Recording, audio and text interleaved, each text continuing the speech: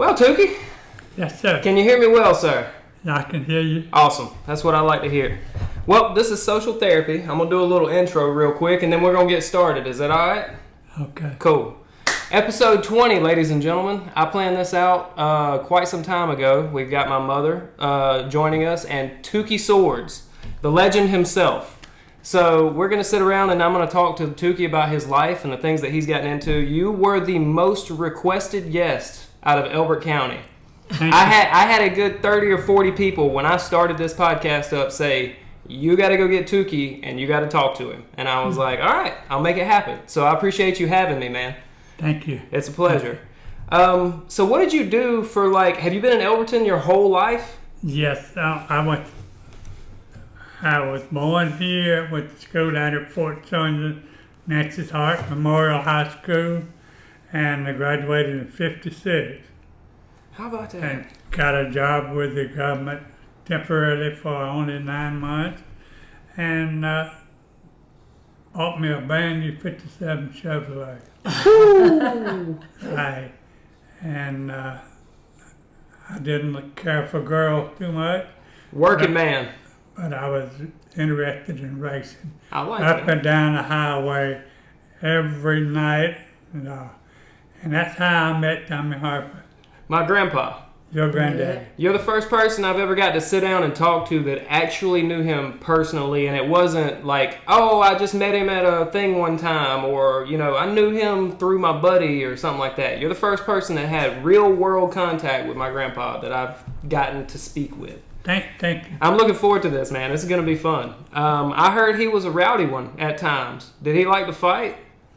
I'm going to kick right into it. I don't cut around it. I'm going to ask. I heard that Tommy had a good right hand. Yeah. The way I met Tommy is, like I said, I wasn't interested in girls. Yeah. I was interested in racing. And that's what I did every night. So it's set up on a square. Tommy come by one day.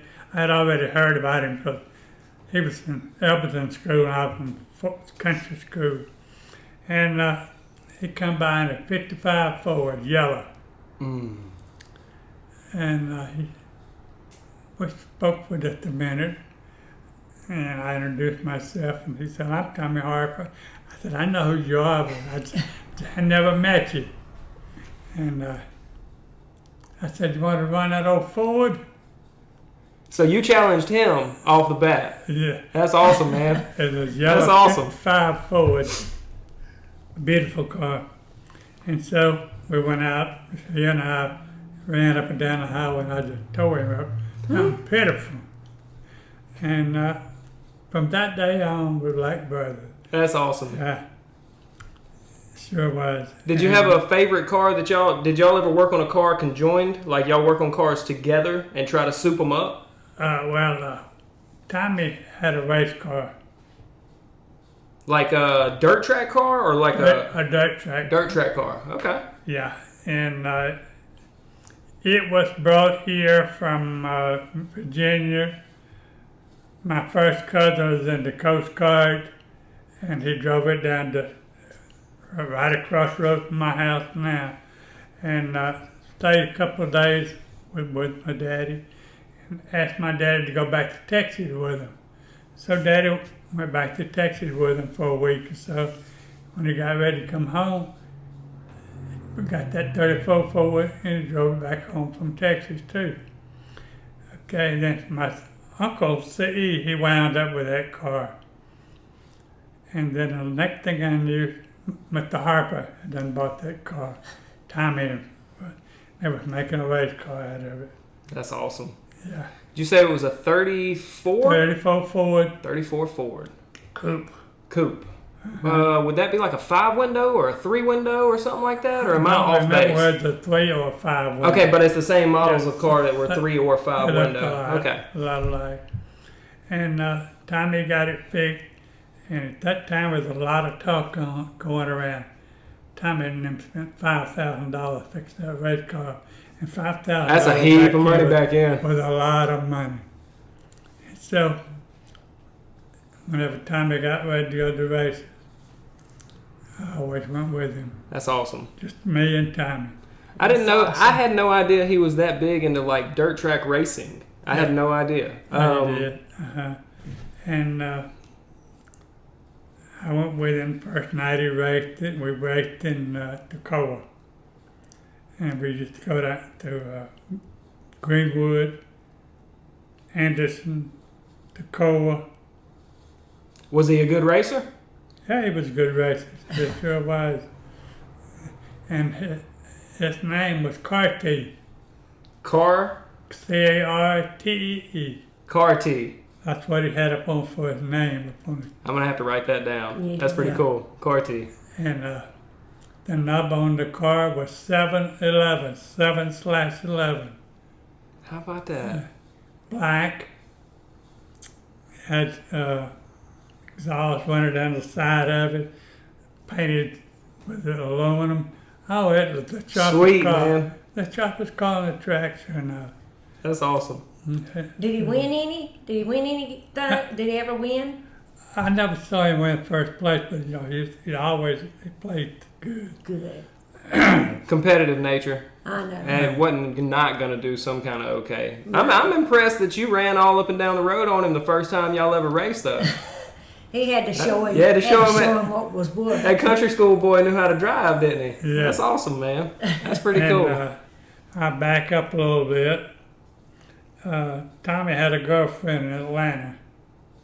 Yeah, he did. How about that? And it was Martha, Martha Ann. Tommy's wife. I didn't know she was from Atlanta. I She didn't- wasn't. She was up there working or something.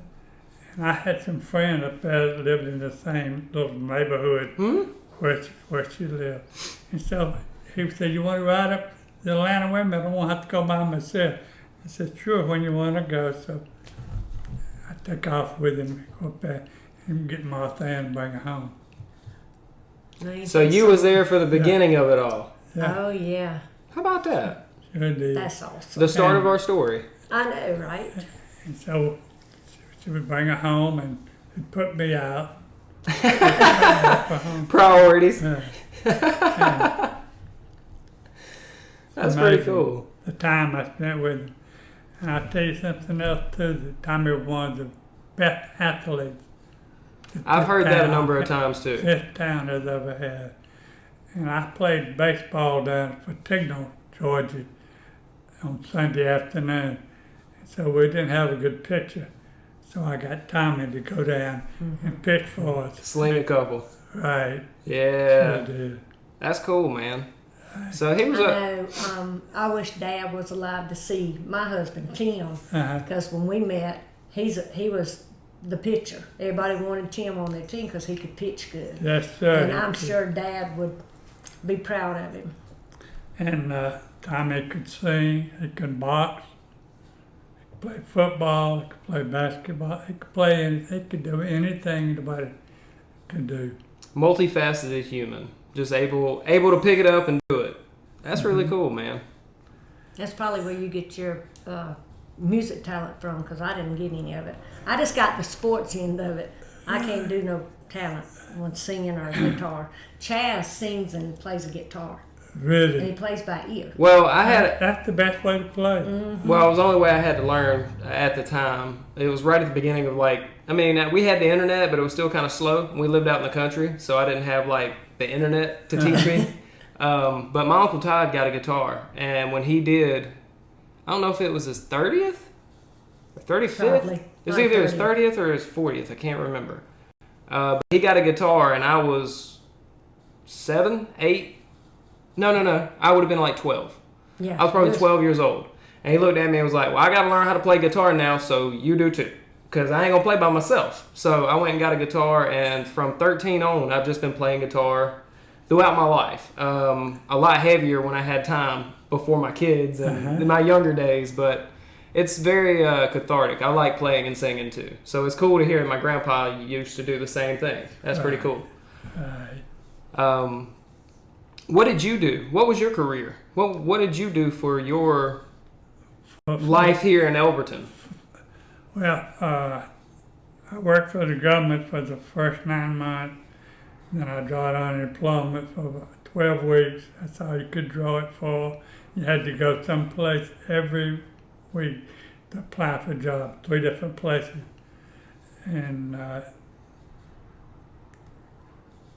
decided I'd go to Texas. Mm-hmm. So when my unemployment ran out, I went to Texas, stayed for 6 months, trying to find something out there, but I couldn't find anything because I had an uncle and an aunt out there in Fort Worth, Texas. And so I stayed out there 6 months. When I got my income tax back from the government, I got on the bus and come back to Elberton.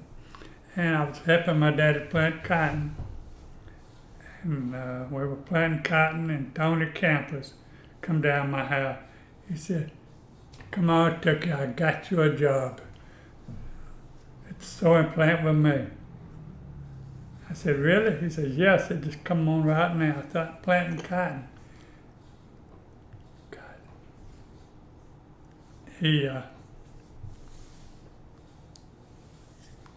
I was on a tractor planting cotton.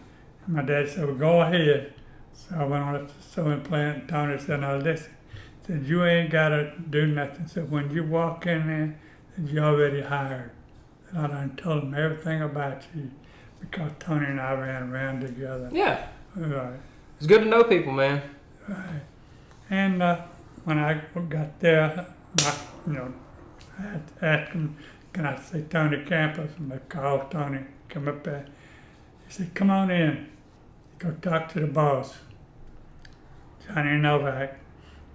And when I walked in and met the Novak's office, he said, "Turn right around and go out." and go out and tell them to fix your time card, and you clock in, and you come back and I'll talk to you. So he wanted you on the clock before he ever got you going. Right. Cool, man. That's awesome. So I started getting paid before I ever got it. Good stuff, man. So I spent 27 years At the factory. At the Elberton sewing plant. And then I left there and went to Harper and stayed 11 years over there. So you've been around the Northeast area for quite some time. Yeah, I've spent my whole life right here in Elberton. That's really cool, man. Yeah. Did you have a favorite car that you ever got to work on growing up? Did you have a favorite? That car? Well, I tell you about working on the car that I worked on with the 34 Ford? Yeah. Because he was at the shed working, I was drawing unemployment. So I'd go there to wash the car, change the tires, do anything that he had wanted me to do. And so we always went to the races. On Thursday night, Queenwood. Friday night would be Anderson. Saturday night would be Tacoma. And sometime on Sunday afternoon, we would go to Banks County. Stretching it. And then back into work on Monday. Yep. So during the week, Tommy would be at the quarry and I'd be up there peeling with his cars. That's awesome. And we didn't have trailers back then. You pulled them with your car, your truck, or whatever you want. Okay, so you just did that. You had something to attach to the other car. So Right. somebody had to be in that other car to hit the brakes whenever y'all needed to slow down. That's right. How about that? And so Tommy's daddy had a 54 Ford 3/4 ton truck, and that's what we pulled that way. Did it have a wood bed? No. The only reason I ask is my wife is dead set on us owning an old wood bed Ford at some point in time. So if it was, I was going to say, okay, I know what model I got to find now to actually get. But, do we need a napkin for you, buddy? I'll get it. Thank you. Mama's going to take care of it. Okay. I see you got some notes right here. Yeah. Thank you. I'll read it a little bit for you. I'm like that too. You can't touch my skin since I had cancer. Mm-hmm. I just bleed to death. Okay, and at another time, maybe a year after Tony, I outran Tommy so bad one day I was sitting up on a Sunday on the square, and that's what we did back then. You go up, sit on the square, or you go down to the Tookie and tell them back and forth, back and forth. So I was sitting there, here come a 59 Pontiac. Okay. 57 Pontiac come by. He said, come on, let's go run these things. That was me and Tommy. Where you want to go? He said, let's go on the Lexington Highway. We're in Oglethorpe County. So we go to Oglethorpe and we ran up and down the long straightaway before you get to Vesta. Come back home. Just by the time we hit the city limits of Elberton, they were sure stopped us right there. I was just about to get around to asking y'all how many times the cops got involved while y'all were racing. Right. Well, they called me, and I admitted to we've been without racing. So it cost me and Tim $35 a piece. That was, Again, good chunk of change back then. yeah. $35, boy. That's about the minimum fine it was back then. But Y'all never ended up in handcuffs over a race? huh? Y'all never ended up in handcuffs over a race? No. No? Okay. So we paid all those $35 fine later on, and that car that Tommy's mom and daddy had was a horse. Believe me, it was a horse. Had three carburetors on it. Wow. Yeah, sure did. One of the fastest ones it was. That's really cool, man. And now I'll tell you something else about him. Yeah, After I'm here. After he's married, I didn't really belong to the Elks Club. Mm-hmm. But Tommy would go down there, and so I would go down there from time to time, and he'd sing. Mm-hmm. And you know what what song he sang? I knew like Glenn Campbell, but I don't know what he... Okay. Was it a Glenn Campbell song? He had two that he sang a lot. One of them was Tom Dooley. Tom Dooley. And you That know, makes so much sense. that's Dooley, his son named Tom And the other Dooley. one was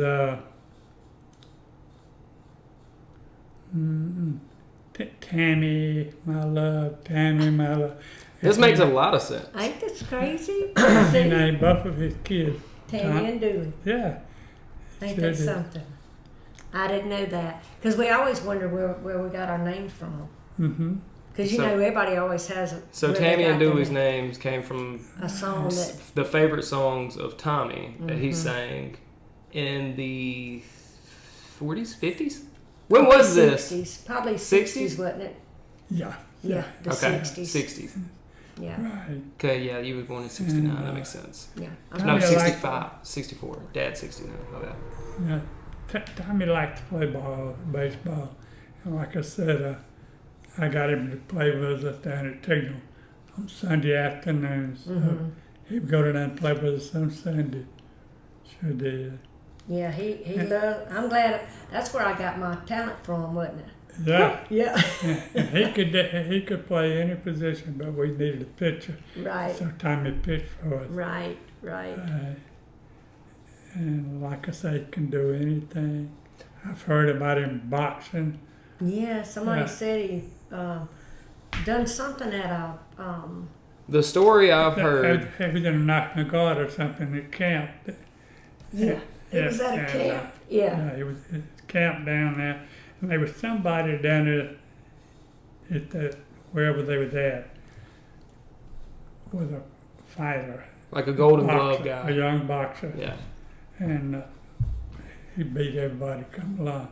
So when Tommy come in, they got Tommy going and said, "I don't want to fight him."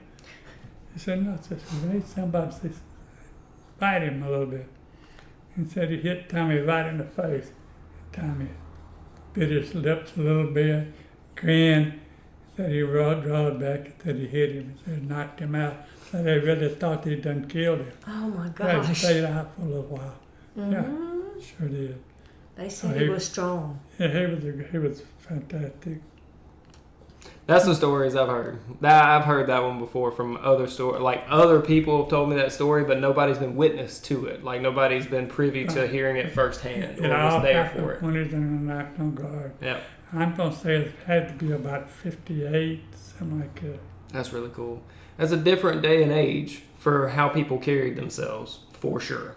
A lot more willing to throw hands over an argument and get it out and get done with, and then go and have a beer afterwards, where nowadays you're more likely to get shot when you get in an argument with somebody over something like that. Like, that's a different day and age for sure. Right. Well, he could do anything. And we were friends after marriage. Of course, we didn't socialize too much because I was working up at Elberton manufacturing all the time, and Tommy was working at the quarry. But our friendship remained. Yeah. Every time I'd see you, you'd tell me stories of my dad, and I told Chaz, I said, you got to get with Tookie Swords, because him and Dad were big buds. And so you're telling me stuff I didn't know. Right. So. And that's why I do this. Getting down to the sad part of it, Tommy used to like to race, and I did too. But he got a Corvette from Clovis Worthy. And him and Dennis Cleveland were, I don't know whether they hang around the Elks Club or something, but somebody wanted to race, so they went to Bowman. It was a straightaway out of Bowman, and he didn't make that curve, and it killed Tommy. Killed Dennis instantly, and Tommy went to Greenville and I don't know where else. And I went to see him one time, and I'm sorry I did, because he just laying there so pitiful. Broke my heart. Yeah, they said he was a big man, but laying there for so long, That's right. he'd shrunk in size and everything. So after the wreck, how long was he in the hospital? Yeah. Yeah. If I remember, like 6 months, 8 months.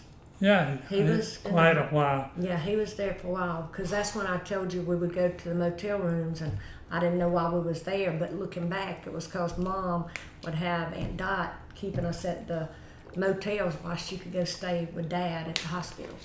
But, you know, I didn't know at the time Right. what it was. Looking back. Because you were now I know. 5 at that age, right? Yeah, 5, 6, 5? I was 4 when he had the wreck. And So 5 when he almost passed 5. away. Yeah. Yeah.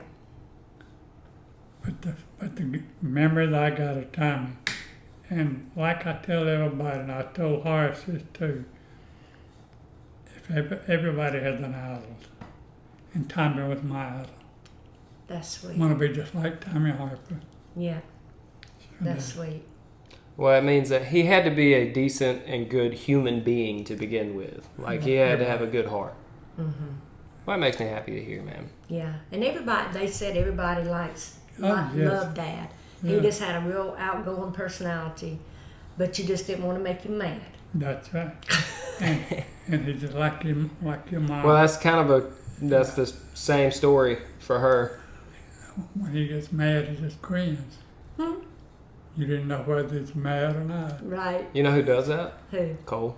Cole. And Cole does she that. grins like him. She smiles like him. Yeah. She just like her daddy. I'll take that. I'll take that as a compliment. And that's a good one. It's the truth, too. Right. And you know, talking about a good athlete, you obviously was a good athlete, because your granddaughter, BJ, who played with me, was a good athlete. Shout out, BJ, by the way. I hope Yeah, you hey, see BJ. this and are doing well. Right. So proud of you at UGA, girl. Oh, dude, I seen the hype video for the soccer team.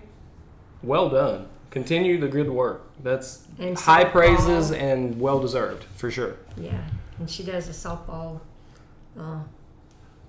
So it's all the field. fields. Mm-hmm. Oh, okay. See, I just seen the soccer hype video. I didn't know that the crews looked over all of the sporting Yeah. events. I know she fields. said she done softball. That's Because that's super when we cool. got to talking. Yeah. I That's told her I was super proud cool. of her. Yeah. The legacies of Elberton. Well, what about Elbert County? How's this place changed since back in? Elberton as a whole. How's it changed? How's it changed since 1958? Yeah. I'm talking about Elbert County. Yeah. Elberton as a whole. I tell you, Elbert County is a good place to live. I think so too. Yeah. I think it's a good place. We don't have a lot for for you Right. to do. But I mean, just quiet. People are friendly. You know who your neighbors are. You know who your friends are. You know who your enemies are. Right. Exactly right. Very true. And you can make it whatever you want it to be. Right. Right. And I've enjoyed it living here. And like I said, I've been to Texas, I've been to Mexico. No place like Elberton, Georgia. No, and you know, I'm the only one that still stayed here. Right. When I got out of college, I came home, and Kyle and Doo and Tammy, they didn't come home. And I loved it. I love my little town. Right, I did too. Yeah, The people I love the send it. people here. Yeah. Yeah, I don't want to dive too far back, but since we're doing like a historical thing real quick, how many generations of our family has been in Elberton? Because it goes back from my kids now to me, to you, to Tommy, to his granny, to who? Then their parents, I guess they were from Fort. Was my grandmother's parents from Fort Sonia too? I don't know, but they were down there at one time. Right. Right. I was just The curious how long Thorntons. we've been in this area. Like 200 years? You know, I know, something right? like that. Who knows? Right. That's right. We need to do the ancestry thing. We probably do. Yeah, just to Probably need to check guide that our out. history back. Yeah. That's for sure. I know there's a lot of people in this town that have talked about that Model T. Is it a Model T or Model A? Not mine. Mm-hmm. I got some Model A. Model A. That's the original, right? I got a 1929 Model A Ford. That's cool. I've ridden in it one time in my life. Right. I did. I got in the back of it once. And that car was bought new in Washington, Georgia. It's never been driven any further than Anderson, South Carolina, Athens, and Washington, Georgia. And I promised the man when I bought it, I'll never paint it, I'll never make a hot rod out of it, and I'll never sell it. When I die, pass it on to my children. Right. Okay. He told me, he said, I've been offered $700 for that car, boy. My brother said, well, if it was mine, I'd paint it a certain color. Yeah. I'd write it. And I said, well, I wouldn't do it with mine. And so we got ready to go. John said, Mr. Thornton, if you want $350 for that damn car, call me. So that night he called me about 9 o'clock. He said, you come look at my car today? I said, yes, sir. He said, which one are you, the tall one or you the other one? I said, I'm the tall one over. And I'm going to let you have my car. $350. That's awesome. He was offering $700 for it already. Right. And, He trusted you to take care of it. yeah. And I told my wife, I said, I could buy that car for $150. He said, you know we can't afford that car. He said, we got house payment, we got car payments. I done had 3 kidney stone operations, and we've got 2 young children. I said, okay. So I went to work the next day and telling my boss I wanted to hire me about it. He said, wait a minute, how much? I said, $350. He said, go in there right now and let Margarine Malden write you a check for $350, and we'll take $5 a week out of your check till you pay for it. Nice. And I paid for it $5 a week. That's awesome. Yeah, Yeah. And you still got it. still got it. And what year was that you bought it? 1966. 1966. And it's 1929 original? It was 29. That's so cool, man. And he gave me some original tags that was on the car. He gave me the original where they serviced the car with 500 miles on it. Anything he ever done to that car, he had paperwork was for there. it. He gave me everything. That's a That's piece of awesome. history. That's awesome. That's a piece of history right there. Yeah, That's super cool. and the original manual that came with the car. Was it 3 pages? That's right.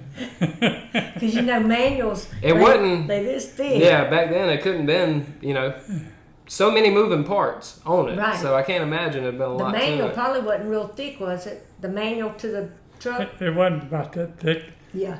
That's Yeah. cool. And I bought a reproduction of it that looks exactly like it. But I got that original manual put away. Yeah, I And so would. when I was buying parts for that Model A up in next to Commerce, I'd go up there and get my parts, whatever I need. And I bought that manual, and I showed him over. He said, "Man, that manual you got there isn't worth as much as you paid for the car." You're right. Right. That's pretty cool. That's why I said, put it up. You don't want to tear it up. That's why I told Cole when he bought his Bronco. He said, "Mama, I won't never have another vehicle." He just bought another Bronco. Right. I said, "Well, then you need to put that manual up." I said, "That manual will be more than your car is one day." And that 30, I got a 34 Ford too. So you got yourself a 34 Ford. I got two. I got Hey, a 34 Ford and a 29 Ford. that's awesome. That's awesome. Throughout your life, is there an accomplishment that you have achieved or something that you've done that you're super proud of? You mean what I thought I never would accomplish it? Anything that you have Well, accomplished. I tell you, that probably the worst thing ever happened to me, other than a plane crash. You were in a plane crash? Airplane. Yes. Who's on a plane crash? Down at the airport, and they was having to fly in, and there were people from everywhere flying those little old things in. And so we went down on a Friday, and I saw them coming in and out. And I asked them about taking me for a ride because I wanted to buy me one. And the man said, "Come back tomorrow, so we'll take you for a ride." "How much it cost?" "It's $30. So I gave him $30. And we took off, and I had taken flying lessons before Yeah. on a Cessna 150. And I had flown about 30 hours. And so he was sitting down between my legs, and I was sitting above him. And so we took off on that paraplane. A paraplane looks like a go-kart with a parachute on top of it. Gotcha. So we started down the runway, and I said, "You're not going to clear those trees." Well, he turned and went to the right up towards the railroad track, and he wasn't gaining altitude. And I said, "You're not going to make it." And as soon as I said, "You're not going to make it," because pine trees was already coming closer to it, I said, "You're not going to make it." So he either cut the plane off or it stalled, and we just came down just as pretty and just as easy. And rolled about 30 feet, and hit a stump, pine stump about that big, and turned it upside down. And it took my neck and put it right against the, so it broke my neck. Lord I have remember mercy, Tookie. I did not know that. Yeah. And so they had to cut a road and to get me out. And Gene Anderson was sheriff at that time.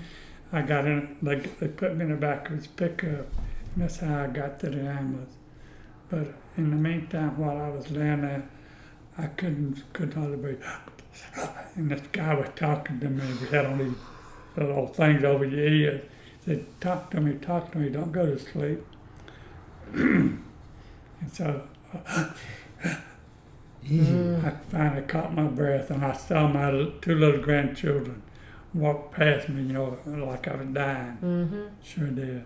They say that you see stuff when you get close to the end. Yeah. Yeah. And so the ambulance picked me up, took me to the Elberton Hospital, and my head was like a basketball, swelled up and everything. And they flew me from there in a helicopter to Atlanta. And I stayed there 3 months up there. They operated on me right here and put 4 screws and 2 pieces of bone from my hip, and Wow. stayed up there 3 months. Did the guy with you, did he get hurt? Nope, he was a preacher He was a preacher. Lord have mercy. from up in Wisconsin or Michigan, someplace up there. Right. Yeah, sure did. Well, I Have hate. you been in one? Have you been in an airplane like one Since of those then? since then? I hadn't been in nothing. You're a smart man. That's smart. I don't think I would be either. My wife told me, Not allowed. If you get in a plane again, I'll be the one to kill you. I could see that. I could see her saying that. It was something else. But can you imagine? Yeah, I'm sick. At that time, I think I was 69, 68, something like that. And couldn't move anything at all, not even a finger. And all I could do was talk. You're doing well, man. I did. I really did. You're doing well. Probably never walked. I said, oh yes, I'm going to walk.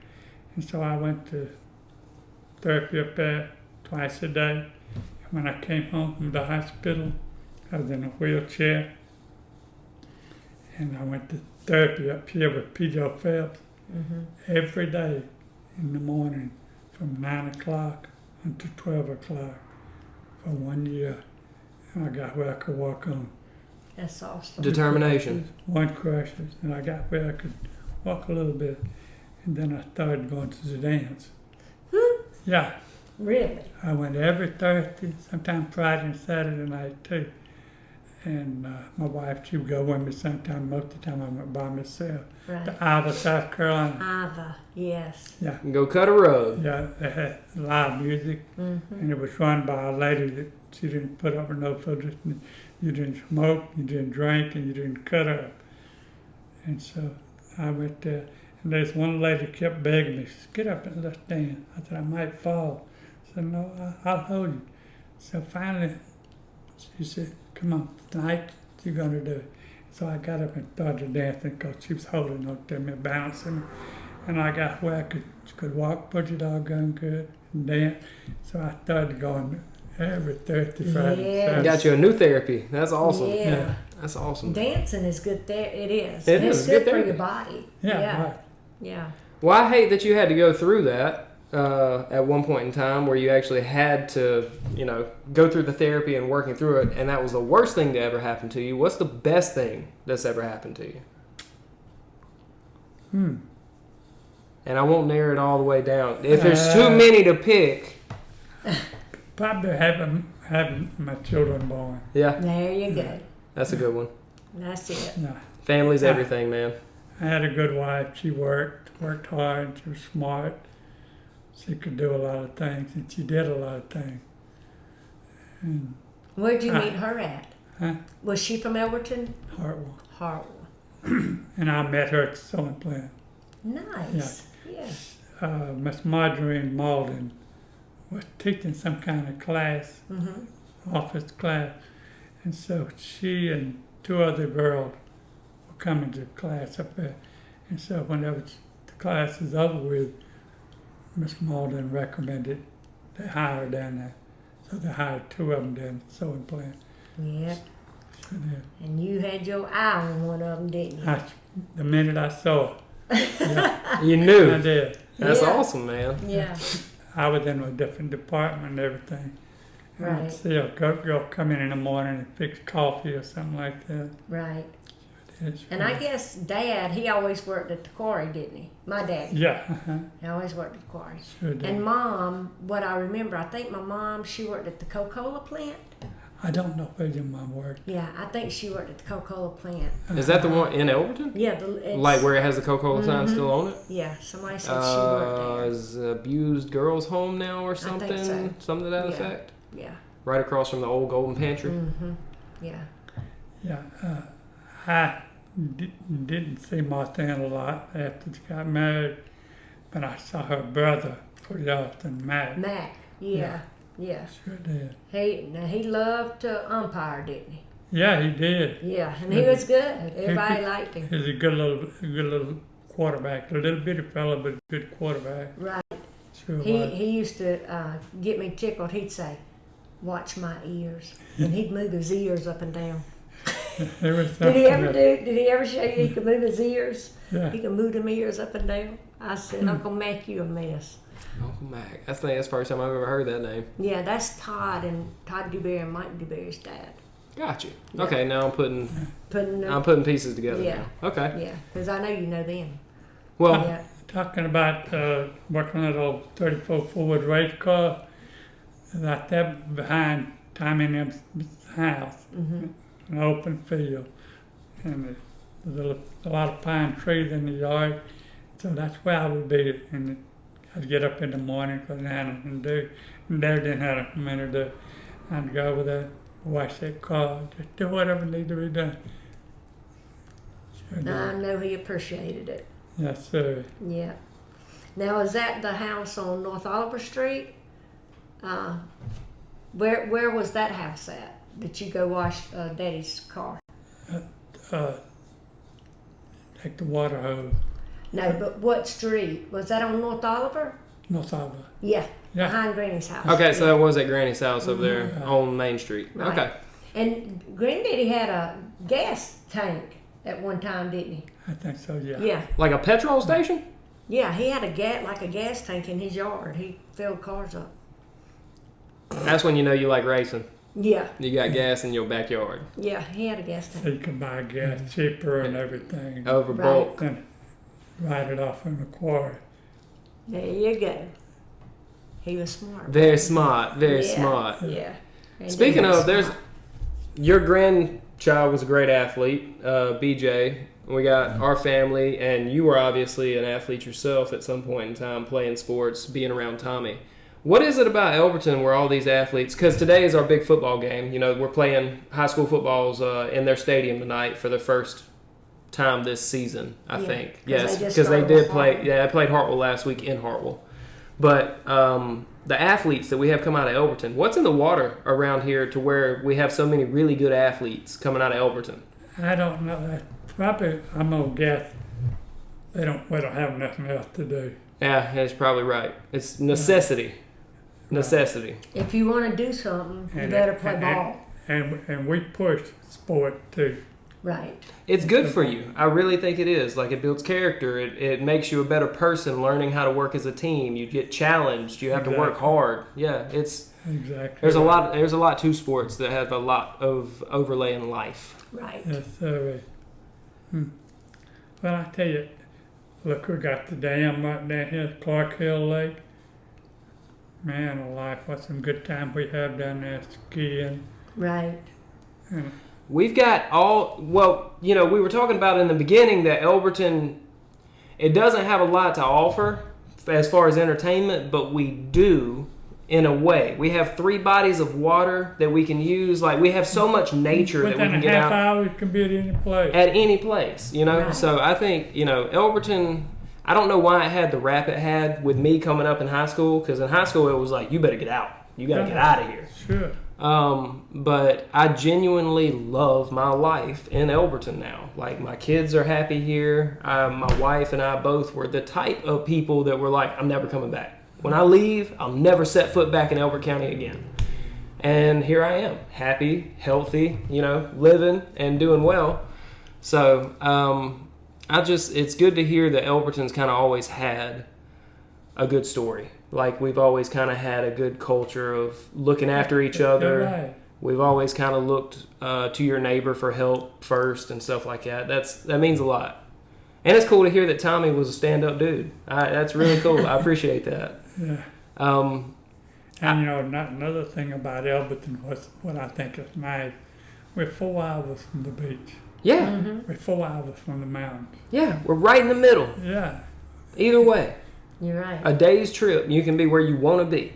And I used to go to Pigeon Forge at least once every day a week to the car show. Yeah, Right. some of the best car shows, man. Have you been to? I've been to one in Pigeon Forge, and it was so slammed you couldn't get down the street.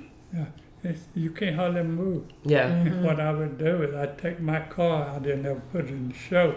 I'd park it right on the side of the street and sit out there in a chair, take an ice chest full of Pepsi Colas or whatever. And I had friends from Indiana there, from North Carolina.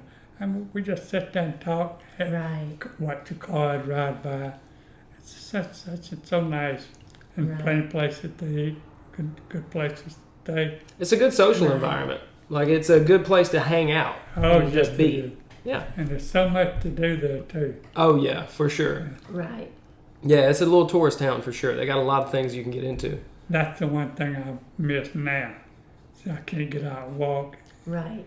and so I don't get to go to the car show. not even the one locally. But No, you're man. 86. You're 86. Yeah, You look great for 86, yeah. and you're doing good. At least your mind's still there. Some people, the body's good and they got good mind, but you That's still got right. good memory. So And you nothing- got a lot to thank God for. Yeah, it's a whole, ain't nothing worse than somebody with a healthy body and a sick mind. Right, Yep. right. I mean, that's the most heartbreaking It thing. in life. is. It is. My grandmother, she was a healthy woman, but when she got rheumatoid and it was so new and they didn't know how to treat it and they were just... Didn't they treat it with like gold back then or Yeah. something? That's The poison? last thing they gave her was gold shots. And putting gold in your blood, that don't make no sense to me. But anyway, it took her out of here. But her mind was sharp as a tack. That's good. You know, she was just a smart woman. You know, you knew Granny. She was smart. Exactly. Yeah, she was sharp. Well, I do this with every guest around the tapering portions of my show where I ask you one very important question that I do with every guest.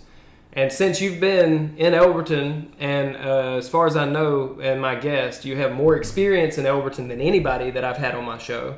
Is there something you can tell other Elbertonians? Can you impart that you've learned in your life, or a lesson that you've gotten, or haikus, whatever you want? You can sing a song, however you want to go about it. But could you impart something to the rest of Elberton? I tell you, I reckon you say I learned in my life to live every day like it's your last one. That's You're right. not promised tomorrow. That's awesome. I can resonate with that and understand. When Mom got cancer, that was when I started living that way when she nearly died. Right. But it takes those kind of things for people to really grasp the concept, because you take it for granted. You really do. Everybody takes it for granted. We all wake up and just appreciate it for what it is. But until you don't have it, you don't realize what you had. Right. Right. So I appreciate that a lot. We were talking about Elberton. 2 years in a row, in 98 and 99, I went to Mexico for 2 weeks with a Baptist church out of South Georgia. And we worked on a church, and they actually built a church. And we went back one time and built a porch on one. That's I've awesome. done a lot of stuff in it. And I said then, when I got back the first time, every young person in Elberton, Georgia, should be made to go to Mexico. Stay 2 weeks. It'll give you perspective. And when they come back, they'll have a different mindset. Right. I saw the kids, I'm talking 12, 13 years old, in the garbage dumps looking for things. Yeah.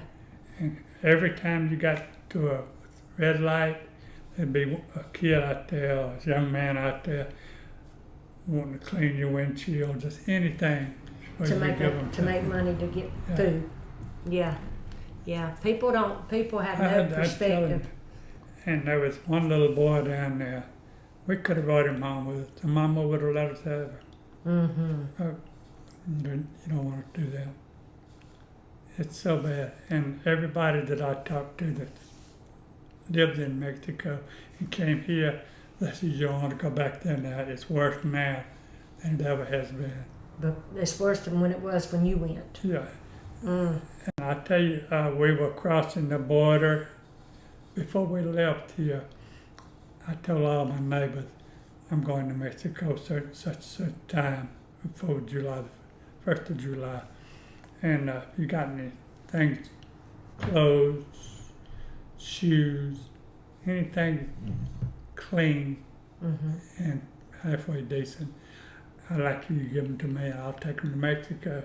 Right. And so we went down there and got ready to cross the border.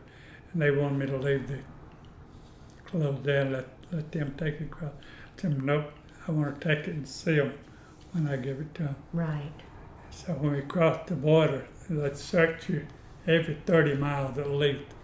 They're on the side of the road. Is it because it's so much smuggling going on? Yeah, there was something bad going on all the time. And so I'd say about a mile after you cross the border, you pull up there's a red light there, and they search your car, open this luggage, everything. And so one of the guys, the pastor, backed over a red light and knocked it over. They charged him $300. Mm. We went back the next year, and that red light was laying right where it fell. They ain't even fixed it. But No. No, it was is just money. charging him. Yeah, they do that to tourists where if they catch you and they know you're not from there, they'll be like, they will, they'll do things like, let me see your license. And you'll give them the license, and then they'll be like, you got to give me $75 or you're not getting this back. Mm. And you know, they'd ask you, pistol, open the pistol. And I went and took some classes to Athens Tech, so I could try to learn to speak some English. Right. And so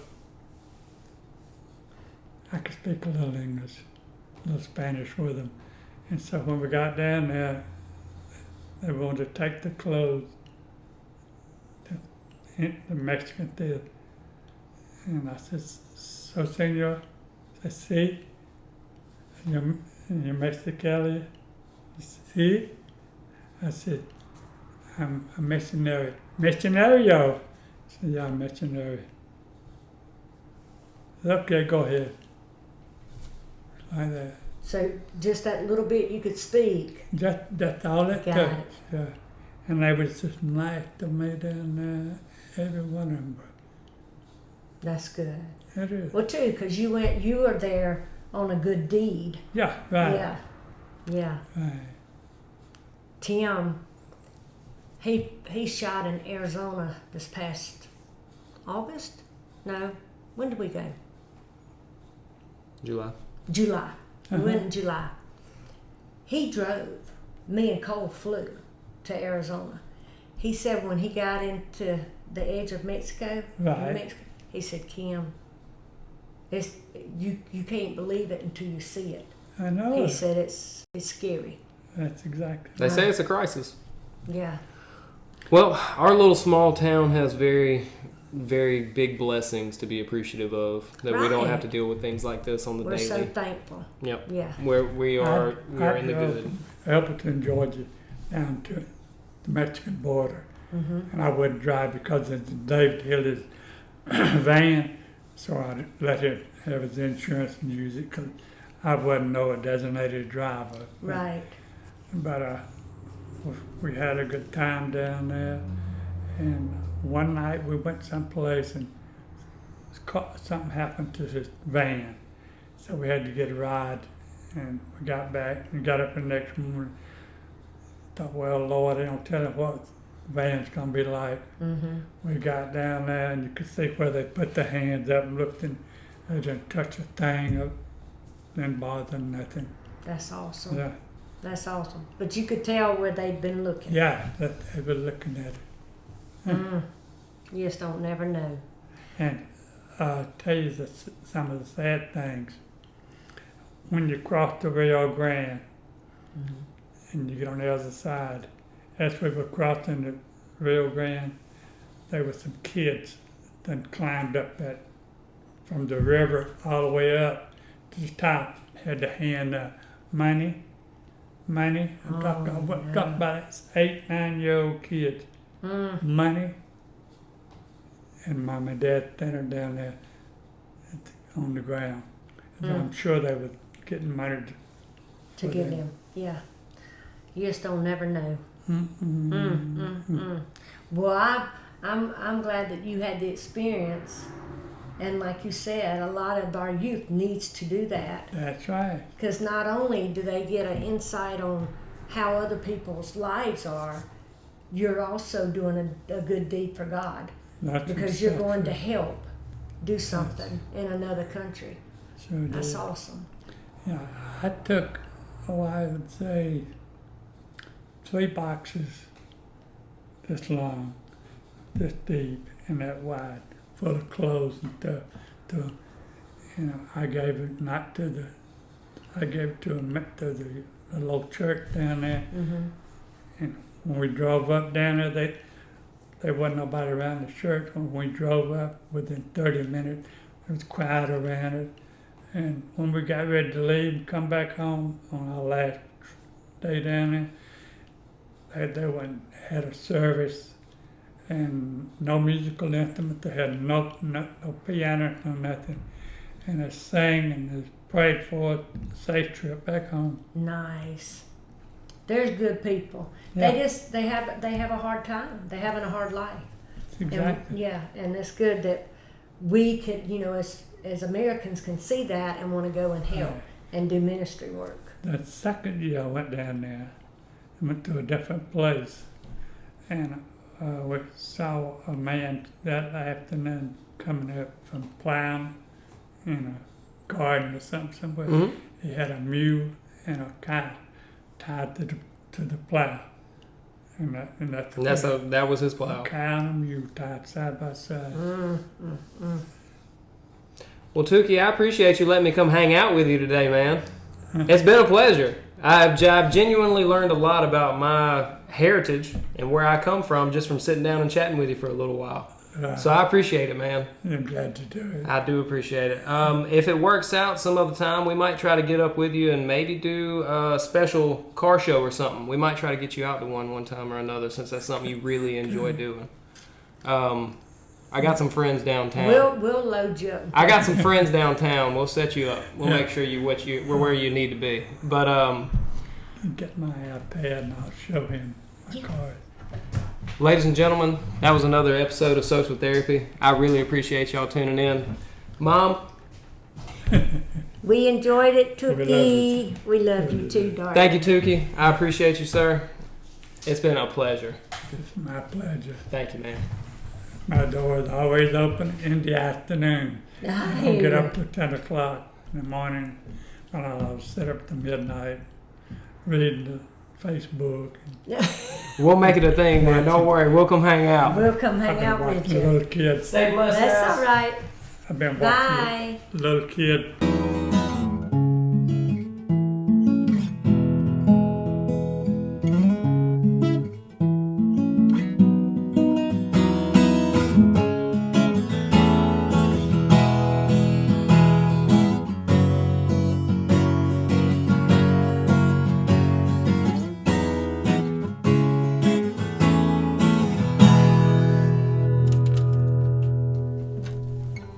That was fun.